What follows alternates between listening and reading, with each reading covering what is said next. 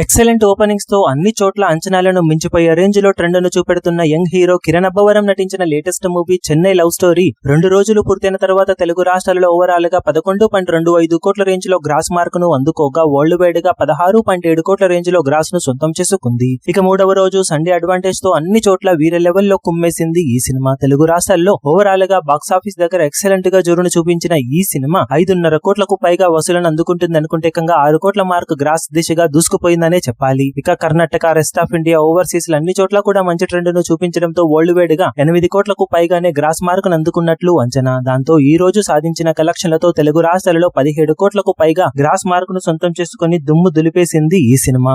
అలాగే world wide గా 25 కోట్ల గ్రాస్ మార్క్ పైగా వసూలను సొంతం చేసుకుని సెన్సేషన్ ను క్రియేట్ చేసింది. మిక్స్డ్ రెస్పాన్స్ తో కూడా బాక్సాఫీస్ దగ్గర వీకెండ్ లోనే 25 కోట్ల సింహాసనంపై అధిష్ఠించి కిరణ్ అబ్బవరం దుమ్ము దులిపేశాడనే చెప్పాలి. ఇక వర్కింగ్ డేస్ లో మినిమం హోల్డ్ ను సినిమా చూపెడితే ఖచ్చితంగా లాంగ్ రన్ లో మంచి విజయాన్ని సొంతం చేసుకోవడమే కాదు లాభాలను కూడా భారీ లెవెల్లో దక్కించుకోవడానికి అవకాశం ఎంతైనా ఉంటుంది. ఇక సినిమా మొత్తం మీద వీకెండ్ లో సాధించే అఫీషియల్ ఏరియాల వారి కలెక్షన్ వివరాలు ఏ విధంగా ఉంటాయో చూడాలి.